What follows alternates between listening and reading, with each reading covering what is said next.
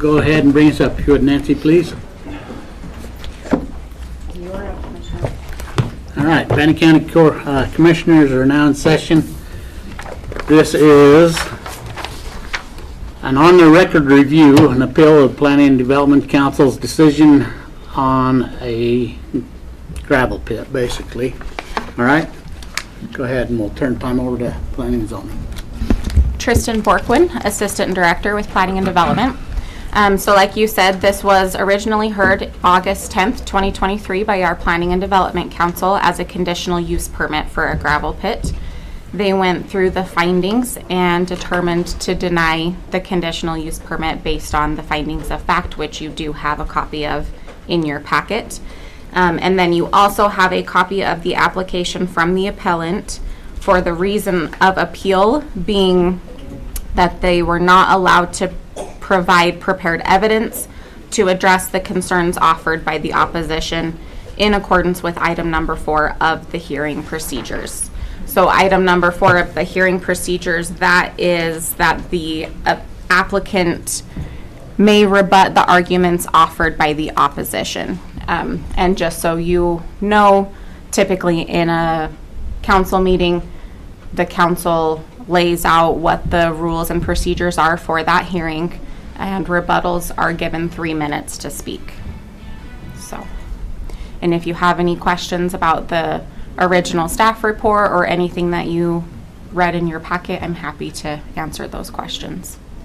Okay. And because this is just a review of what happened in that hearing, no new information is Correct. brought before us at this time. Each of the commissioners has been given packets.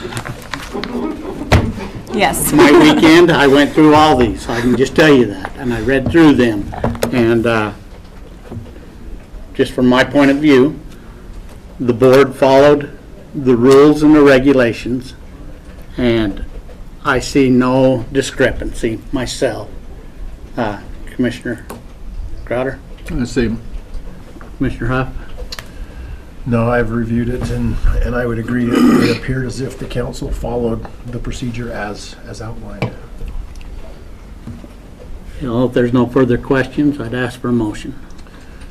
And at this point in time, Mr. Chair, I would move that we uphold the decision presented by council, and I would direct staff to prepare an on-the-record review for, what's the proper term, Brian? So written findings. A presentation of the written findings of this council. And I would encourage the commission, I mean, those written findings for a conditional use permit are found under 430.6. Maybe in the course of the discussion before there's a final motion in play, discuss those, whether you agree with the Planning Development Council or not, make a record of that, and then have staff prepare those findings. So there's a clear record on both. 530.6. Yes. Okay.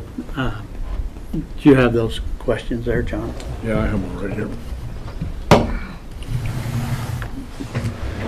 So, question number 1, or A, proposal use would adversely affect surrounding properties to a materially greater extent than would permit use of the district. Let's see, I can't read this very well. I can read it. There.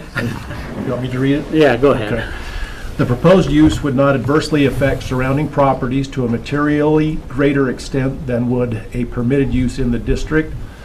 The staff findings of fact were there are currently industrial and light industrial uses on 2 sides of the parcel. Other parcels are bare ground with agricultural functions and residential. The council should review these uses to determine whether this proposed use would adversely affect surrounding properties to a materially greater extent than would a permitted use in the district.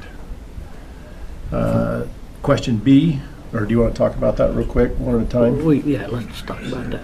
Okay. On the, That was their finding of fact. on the finding So- by council. Yeah, so the finding by council was the proposed use would adversely affect the surrounding properties to a materially greater extent than a permitted use. And their reasoning for that was by comparison and impact of permitted uses in the same district. Okay. And based on the commission review of the record, that was presented to the Planning and Development Council. You agree with those findings on that one? Yes. And Yes. I would just pursue with the rest of them. Okay. Okay, so question B, the proposed use would not cause an undue disruption of travel or an extraordinary increase in the volume of traffic in the vicinity of the proposed use. The staff findings of fact were truck traffic will increase on West Siphon Road with trips will be less than 200 per day. And then council's was the proposed use would cause an undue disruption of travel or an extraordinary increase in the volume of traffic in the vicinity of the proposed use. And their finding was the increase would be substantial if in the truck traffic. Okay, 200 trucks a day is is a substantial. a lot of trucks, plain and simple to me. Okay, question 3, or C, the proposed use would not damage the public health, safety, or general welfare within its vicinity or be materially injurious to properties or improvements in the vicinity. The staff findings of fact were the use of the gravel pit would be year-round. There are potential methods to minimize the dust and odor potentially produced. So for C, they found the proposed use would not damage the public health, safety, or general welfare within its vicinity or be materially injurious to properties or improvements in the vicinity based upon conditions to follow, which they then did not place conditions because they chose to deny. Okay. Next. Okay. Question D, the proposed use would be consistent with the goals and policies of the comprehensive plan. And there are several objectives on this, and I'll just hit the objectives. Staff has identified the following applicable goals and policies. The Bannock County Comprehensive Plan states policy 1.1.1, collaborate with developers to ensure that new development bears the associated costs with providing services to said development. Policy 1.52, ensure land use, actions, decisions, and regulations align with the county's responsibility to protect public health, safety, and welfare. Policy 3.23, ensure that impacts of adjacent land uses are mitigated through buffer zones, design standards, and other land use policies. Policy 4.2, coordinate and support efforts to invest in workforce development. Policy 4.25, support efforts to provide training and employment opportunities for special populations. And policy 5.3.1, design roadways to meet the safety and access needs of current and future traffic conditions. And then council found the proposed use would not be consistent with the goals and policies of the comprehensive plan of the county, referencing the future land use map, and it does not meet the goal of the comprehensive plan, policy 1.5.2. Okay. Thanks. The last question, question E, the proposed use would be designed to be as compatible in terms of building height, bulk, scale, setbacks, open spaces, and landscaping with adjacent uses as is practical. Staff findings of fact were upon application for building permit, the applicant will be required to comply with all Bannock County ordinances and building codes. Buffer areas shall be considered by council and staff if and when permits are applied for. And the council found the proposed use would not be designed to be compatible in terms of building height, bulk, scale, setbacks, open spaces, and landscaping within adjacent uses as is practical per requirements from Bannock County Planning and Zoning and conditions from council. Okay. Any comments or questions about the questions? No, I think we're good. So to make the record clear, the commission agrees with the Planning and Development Council in their findings for this conditional use permit. That is correct. Okay. That is correct.